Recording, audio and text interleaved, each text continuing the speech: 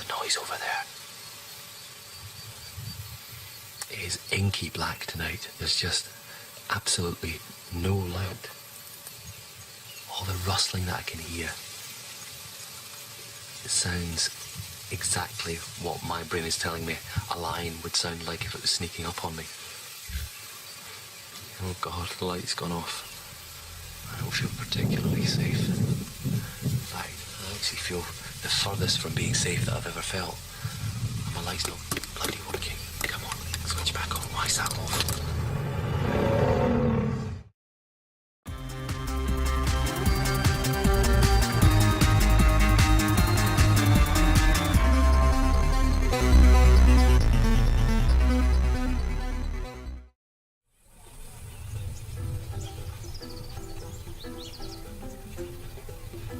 I am in Africa, in southern Tanzania, where lions kill more people than anywhere else on Earth. Along the Rufiji River, lions have attacked as many as 140 people in a single year. An equal number of cases may go unreported. Over 600 people are already dead. Lions usually stick to four-legged animals: buffalo, wildebeest and zebra. Even when they meet humans with cattle, they go for the cattle, not the man or the child guarding them. Why do lions in this part of the world stray from their natural prey? For my investigation, I'm enlisting the help of a local lion conflict expert, Haruna Liimo.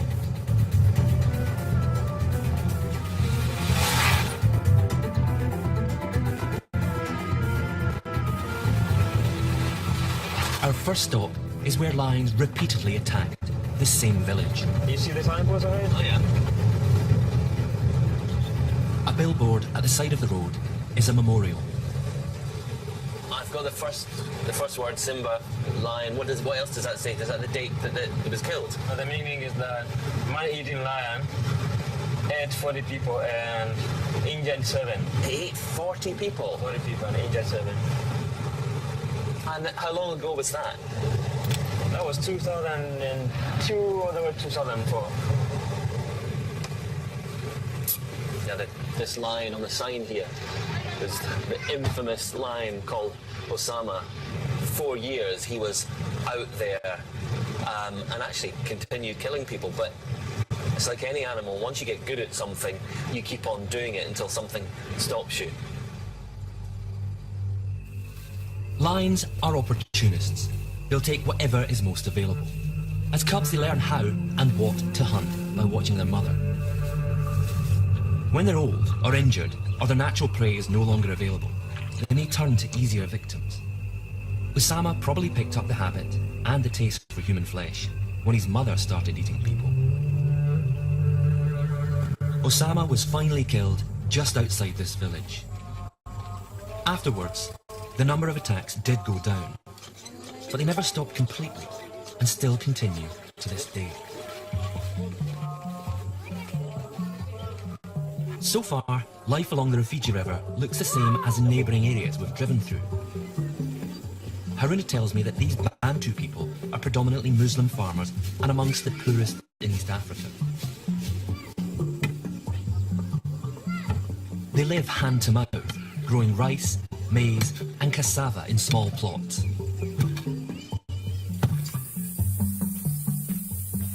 In other areas of Tanzania, lions give such villages a wide berth. The local chairman should know if that's the case here. How often do you see lions? Ni mara ngapi unaona simba? Kawaida unaona simba. Ni pale ninaweza kuona au labda watu wengi wanataka, lakini miguu sasa inaonekana kwa pale maeneo pale nimeona hasa miguu ya simba. You know, in this village it's common, and even if you were here early in the morning, you could see there was footprints around. Oh really? On this road here? Yeah. At some point this morning, possibly a pride of lions has walked down this road. Oh look here. Well, there's a big splodge in the road. It's just a big hole. It looks as if somebody's punched it, but there's actually 2 prints here. One's gone down first and the second one's come on straight on top of it. There were 4 toes, quite well defined, about the size of my thumb. 1, 2, 3, 4, and a smaller pad. It's a little bit nerve-wracking to think that somewhere close by there could be a pride of lions lying under a tree. The cats stay unusually close to humans here. It's an unsettling situation, but what's causing it? They arranged to meet a couple of guys. One of them says, in the last 2 weeks, he was grabbed by a lion. Gordon. It's my first chance to meet a survivor. He tells me he was attacked far from the town, in the forest. I noticed he was limping a bit. Is a bit infected? Yeah, I can tell. So, what were you guys doing in the forest? You cutting wood?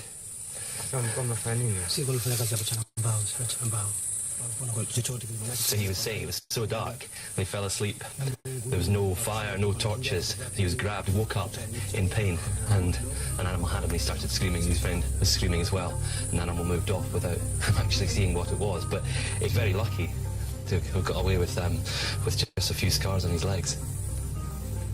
If the lone animal was a lion, it certainly wasn't a man-eater. It seems more of a trial taste, like an exploratory bite from a shark, rather than a full-on attack. But not all attacks are way out in the wild.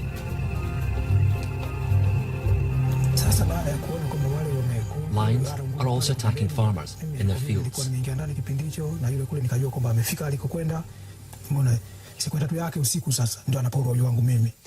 What Nick has told us is just a horrific story of walking out to meet his brother at night time. And I'm hearing the lions. And they were calling out to his brother, and his brother wasn't responding. And he was saying that he thought his brother wasn't responding because he didn't want to let the lions know that he was there. What he didn't know, it was a previous night in the neighbouring farm, someone had been killed by lions. They went back the next day. And first they found his brother's t-shirt and then found the remains of his body, and he'd been killed not by one lion. They had a look around and there was tracks. This was a pride of lions.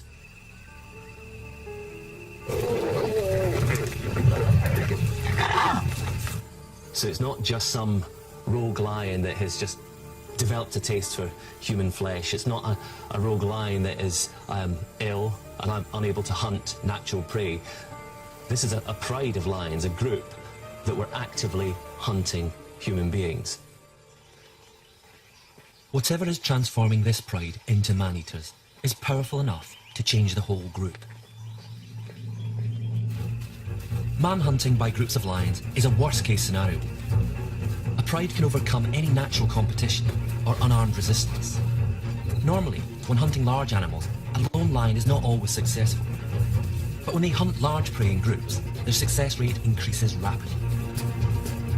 Here, there are more lion attacks and more lions. Something is changing the odds. To find out what it is, I need to see with my own eyes where those attacks happen. For the villages north of the Rufiji River, the southern banks provide fertile farmland. The majority of the recent attacks are happening right in the farmers' fields. Lions would normally steer clear of these places. Instead, these have become killing grounds. The attacks reach their peak during harvest. Then, to be near their crops, the villagers overnight in summer shelters. Dungus. Gosh, a lot smaller than I thought. I thought it was going to be more house-like. These dungus, this is where they climb up and spend the night. This thing might collapse when I get up there.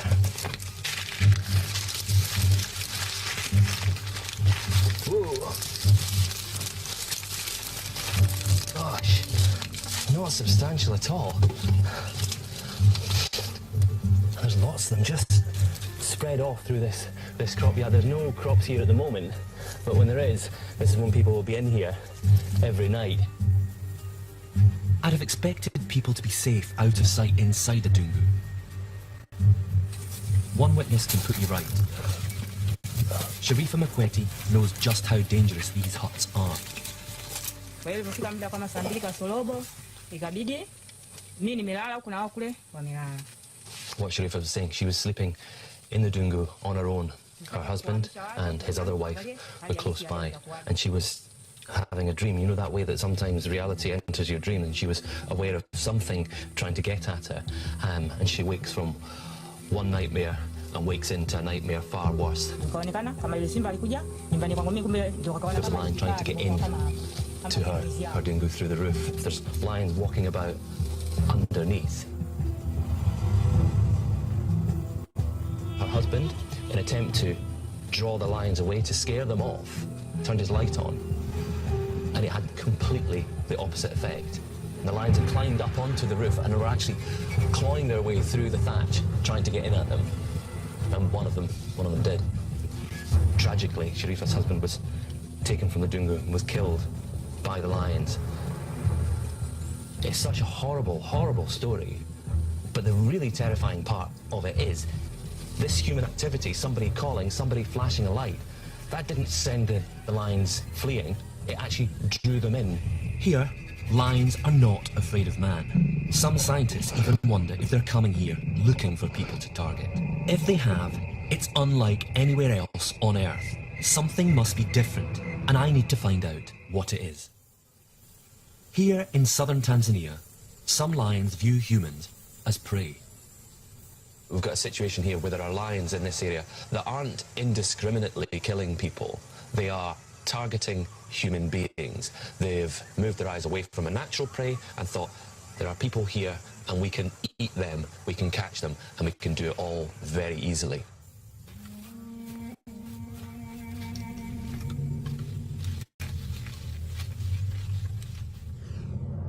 In total, lions here went on to claim at least 37 more victims. Something here was deadly wrong. Something led to these attacks. But what was it? I must look for factors in common. The time, the place. Is the missing element something to do with the seasons? Their dungus?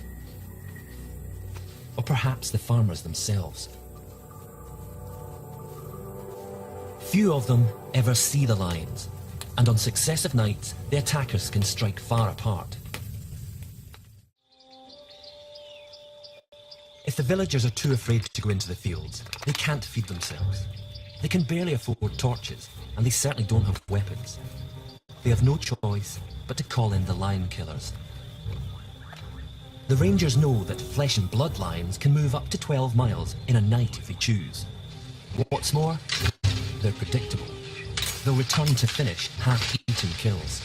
When Sharifa's husband was killed, these are the guys that were called in to try and snare and shoot the lions.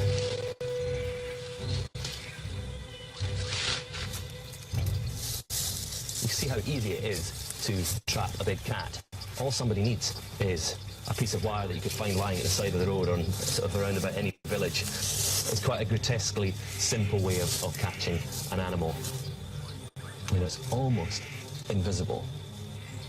Yeah, for a human being, it'd be easy to overlook something like this.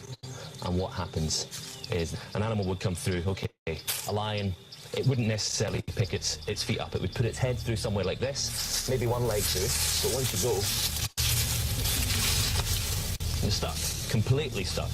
Okay, and the harder you pull, the tighter it gets. So if you look what I'm doing, even for me, this arm's completely out of action.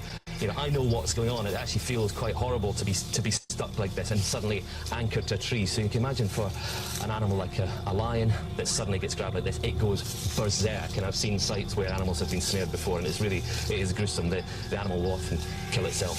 Fortunately, quite often they get them around the neck, and the animal will fairly quickly die. But it is a scene of devastation. Everything, the whole ground is ripped up. You've got an animal that is stuck fast. You snared the lion, you managed to shoot it, and then you took the body into the village to show the villagers that it was dead. But then I hear that there were some people that actually ate the body of the lion. Is it true? Yeah. The lion eat it. Okay. And then or kill the man and they ate it, or eat half of it.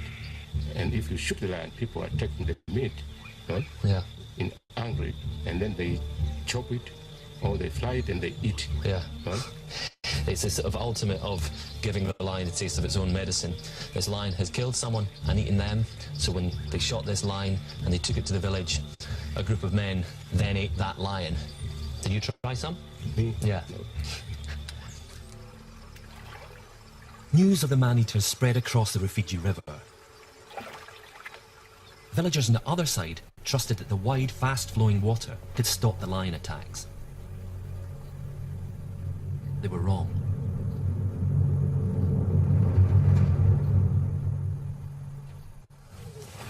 I'm going to an island in the Rufiji River to investigate another case. Now, this is the kind of place that you would be worried about wandering alone by yourself. Kind of path going through this long grass here. You know, all these big cats are ambush predators. And I would have thought if there was a man-eating lion around, they would sense that somebody was coming and they'd work their way down as close as they could get, jump out and nail them. Probably best not to think about things like that. The river itself is no friend to humans. I just found out a few weeks ago, 13 people were in a boat crossing the river. A hippo came up, attacked the boat, upturned it, and 13 of them drowned. Despite the danger, one family struck out to an island in the river at the height of the killings to get away from the attacks.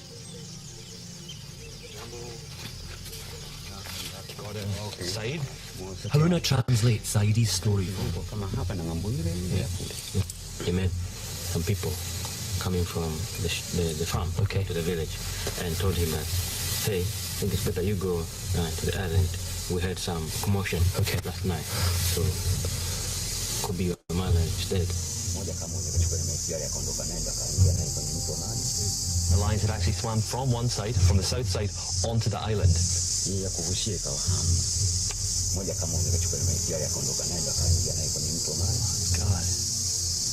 It's just the most horrific story. He got to his farm and he finds the partially eaten bodies of his two children. The partially eaten body of his father. And then finds a drag mark with lion tracks going down to the river. And his mother was missing. He must have known that the same thing had happened to her. I cannot imagine what it must have been like for Saeed to actually see that with his own eyes. Those lions had crossed from the south side onto an island, and the only reason that they would have done that, there was no natural prey there. So those lions had made up their mind that there was food there, and that was human beings. These were man-eating lions on the rampage. They killed 4 people in a single night.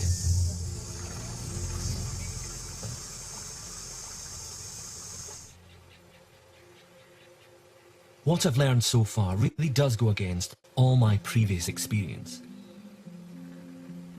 It's not one lion, not an old or sick animal.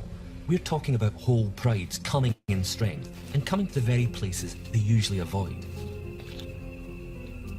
They don't run when confronted, and they don't scare.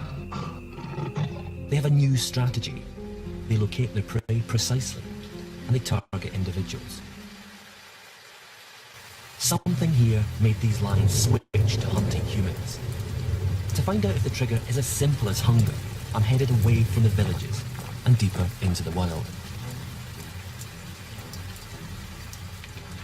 Just a short drive away are 2 huge game reserves, where there are more wild lions than anywhere else on Earth. Selu Game Reserve alone is larger than Switzerland. Its borders are so close to the villages and farms, it could be where the man-eaters are coming from.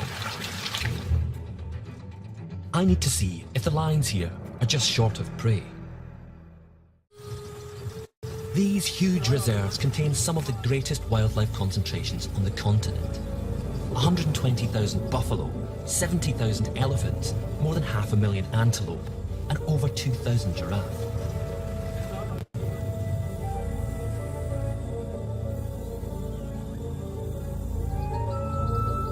There's animal sign round about here everywhere. Droppings from impala, droppings from giraffes, some giraffe prints. But this is what I'm after.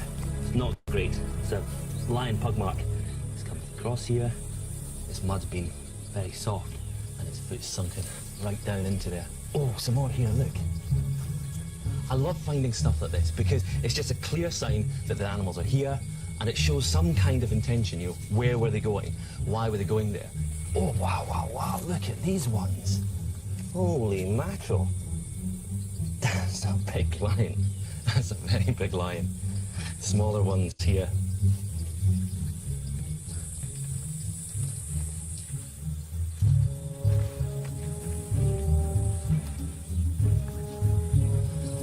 Definitely a large pride of lions moving this direction. All I need to do to find them is follow the tracks.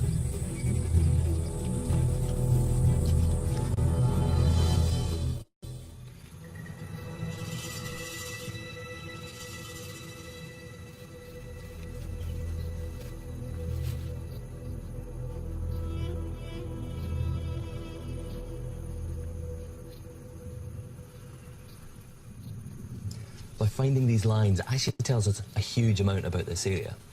It tells us that there must be a lot of prey, not only to support these two females, but to support the male that's part of this pride. And these animals are doing well. They're reproducing. They've got 5 cubs here. You look at the cubs and you think, how could they ever be threatening? They're small, cute, cuddly. But when you actually look into their eyes, what I see is a predator. An animal that spends almost its entire life thinking about meat. Every single lion faces some kind of problem in life. And I think it's problems that turns a normal lion into a man-eater. But if there's one problem the cats in the park don't have to worry about, it's hunger. The most important thing that I've learned is that these man-eating lions, the problem lions, are not the same lions that I find in the park. There is absolutely no reason for those lions in Selu to move outside. They have got everything that they need there. But there are lions living outside. Lions are very adaptable. Round about here, you see people all the time. You hear people all the time. But then when the sun goes down, you're lying in the dark in your tent and you hear all these natural sounds. Not a single human being. You start wondering, you know, what is out there? Because there are things here. Now the rain is here, the whole landscape is coming alive.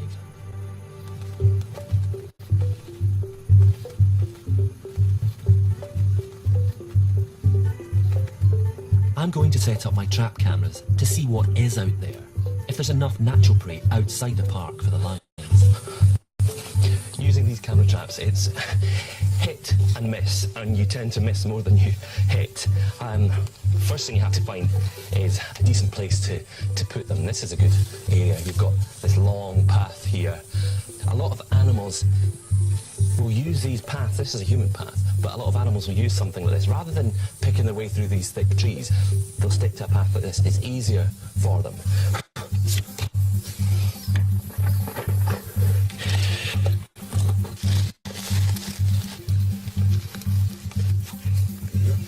See, there's some animals come along here, something big. Can't tell what it is, the tracks aren't clear enough, but you can see there's a fairly worn path along here.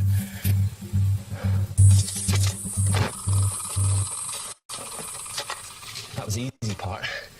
The difficult bit is remembering where to put them all.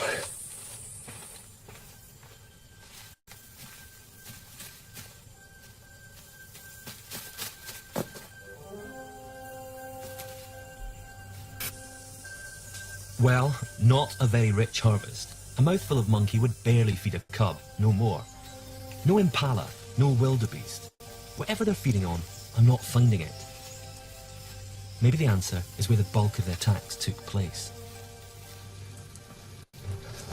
The last outbreak kicked off on the south side of the Rufiji River, so that's where I'm going to head. Practically all of these attacks took place around the fields in the Dungus, so I'm going to go and spend a night there just to try and get my head around what it is like to be out there in the pitch black with wild animals around. When I'm there, at the very epicentre of the outbreaks, I'm going to see if I can uncover what it is that triggers the attacks. It's a solid boat. Only if I'm on the spot am I going to be able to get inside the lions' minds.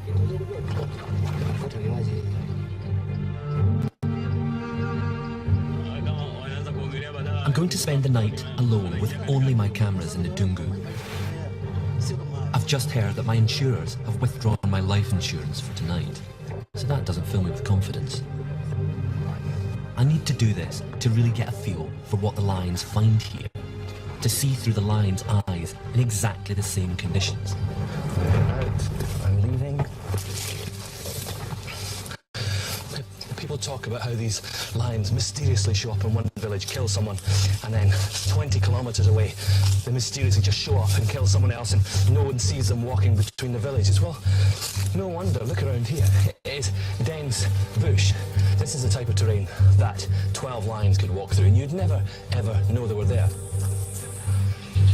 There could be a pride right here. You'd never know. Plenty. The reason the farmers live in these fields over harvest time is to protect their crops from raiders. Not exactly travelling light. I'm just hoping that before the light goes, I'll be able to put out my camera traps. There are animals coming in and just completely devastating the stuff that these people plant. I'd be interested to find out exactly what those animals are. Home sweet home. This is looking good.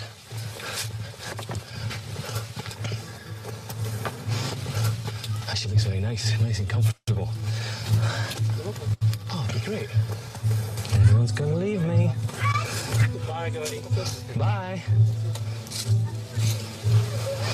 Joke's over. You're not really gonna leave me here. We are. Am I the foolish one? Would you mind doing it? Would I? Yeah. I wouldn't do it for all the tea in China. When the man who's been studying the lions in this area for 10 years says there's no way he'd stay in that overnight, then I'd take my leave from him. And I'm with Joe. Okay. Good night, Gordy. See you. Ah, okay. Yeah, I'll be fine. Wait, oh.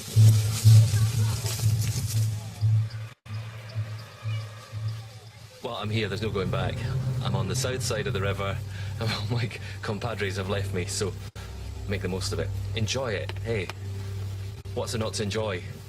I'm just at the epicenter of the last outbreak of man-eating. Hello. Rambo.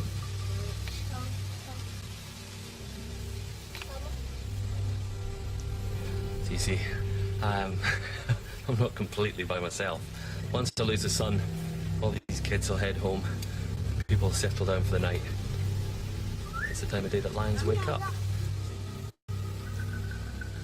And I'm reminded of all the things that I've read, of all the people that I've spoken to that have told me about lions coming to places exactly like this, dragging people out, killing them, and eating them.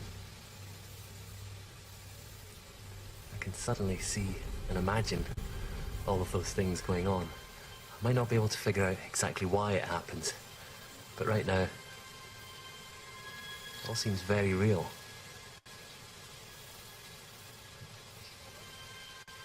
I've put myself into the killing fields. I'm just going to leave the safety of my dungu. Is it that safe? Probably not. Considering most of the people that were killed around the dungus or actually sleeping in them. I don't think they offer much safety at all. What I want to do before I lose the light entirely is find a place to put these camera traps, so it just saves me having to wander out, and I don't want to be spending any time walking about here at night time. I've been strongly advised against leaving the dungu once it gets dark. Yeah, somebody was attacked 2 weeks ago.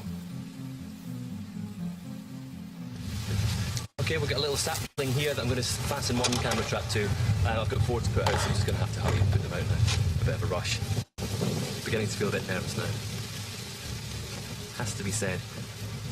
I don't know whether I'm foolhardy or foolish, or whether those things are one of the same. It's going to be an interesting night. I'm not sure if I'm going to get much sleep. I'm not sure if I want to go to sleep. In fact, I'm not sure whether I want to be here at all.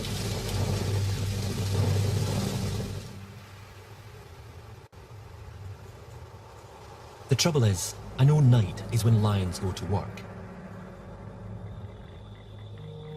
They locate their victims using scent and sound. They will smell me long before I get wind of them. To keep me safe, I'm relying on the technology I have to penetrate the dark.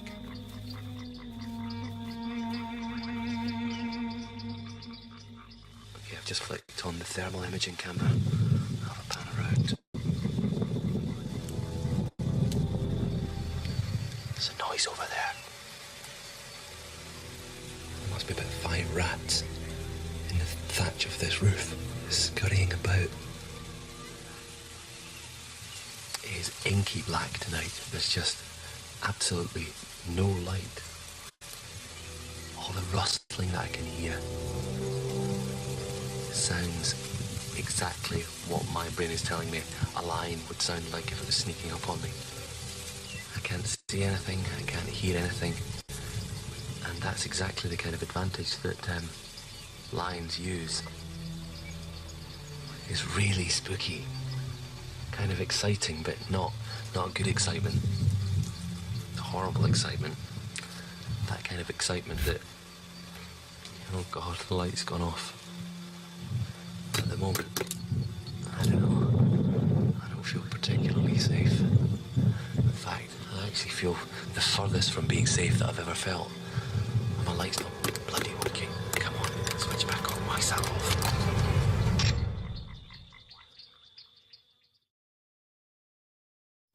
Hi, Gordon, can you hear me?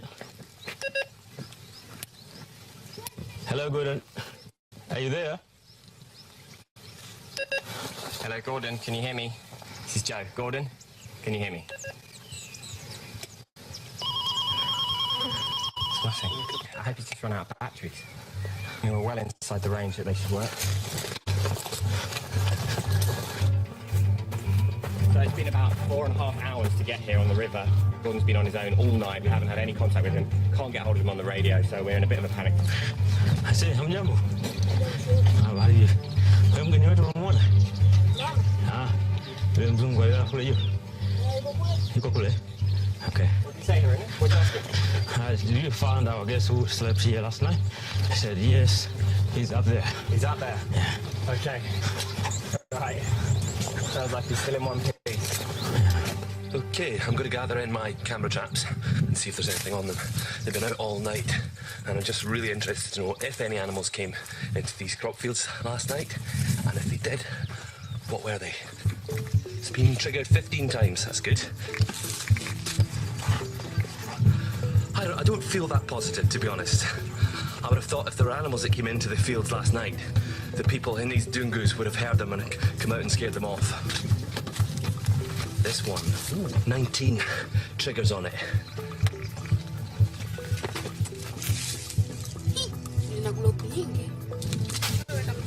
Jumbo.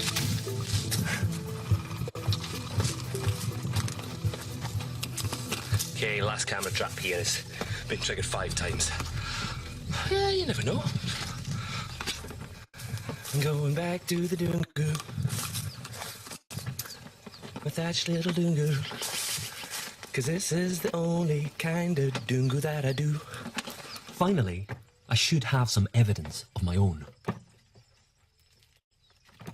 I'm hoping that my infrared cameras will shed light on the mystery of these man-eating lions. Seems a bit strange sitting here with a state-of-the-art laptop in a dungu. Sound of technology. Something's triggered it, but I can't see what. Nothing out there, that's weird. Spirit lions. Whoa, look at that. A bat and a cat. Well, it's not a cat. I think it's a genet. These animals are truly nocturnal. They feed on things like rodents and small lizards and snakes if they can catch them. Fruit as well. And again, this is very close to where I was sleeping. So, night time, it's a completely different world. There are animals out there that you just don't know they're around. Deer! Oh, wow! So there is some prey out here. Okay, that is a definite crop raider. Not what I was expecting. Not at all what I was expecting. Oh, what is that? Bush pig. It's a bush pig. Wow. That's just here. Just out. There's another one. 2, in fact. Big big beasts, huge.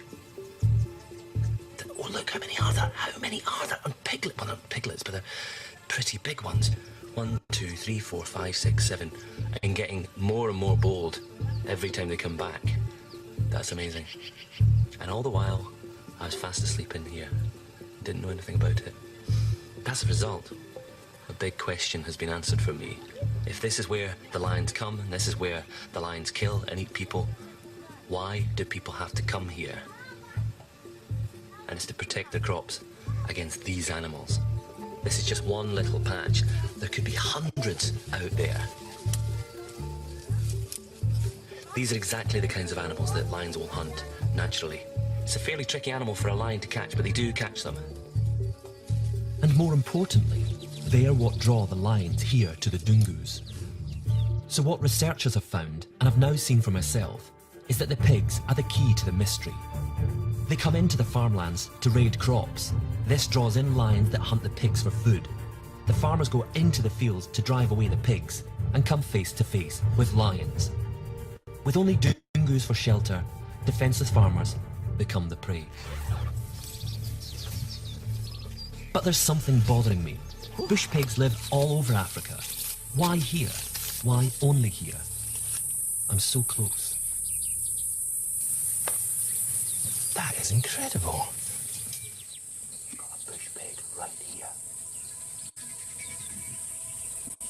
How strange. We're in a place where you don't see any wild animals. It's not a feral pig. This is a completely wild bush pig. Hey, piggy pig. Look at that. I wonder if he's come here because it's nice and safe here. Because during the day, with all these people wandering about, you're not going to get a leopard or a lion coming here. It's a bit of a safe haven for this animal. I don't believe it. Hey, fella. Look at the size of him. Okay, he's going to trigger my camera trap. That's incredible. I don't believe that. I've heard monkeys round about here, but bush pigs ordinarily are absolutely terrified of humans because they get shot and they get eaten. That's weird. That's very weird. Walking into the village, I feel I'm on the verge of the answer. As the call to evening prayer rings out, as it has every night, I realise it's been right in front of me the whole time. This part of Tanzania is different from the rest. Here, bush pigs aren't scared of people because no one hunts them as they do everywhere else. And the reason is in their belief. Every story I've heard about people being hunted by these man-eaters, it's taken place out in the farms. They're spending all this time in the farms protecting their crops from these bush pigs. I thought, why don't they kill them, trap them, eat them? They don't do that because 99% of the people in this entire area are Muslim. They don't eat pigs. They don't even like touching them. For the researchers studying the man-eaters, this fact was the final piece to the puzzle. When bush pigs are off the menu, their numbers explode, drawing in the lions from miles around to areas where pigs feel safe, to where people are sleeping and walking after dark.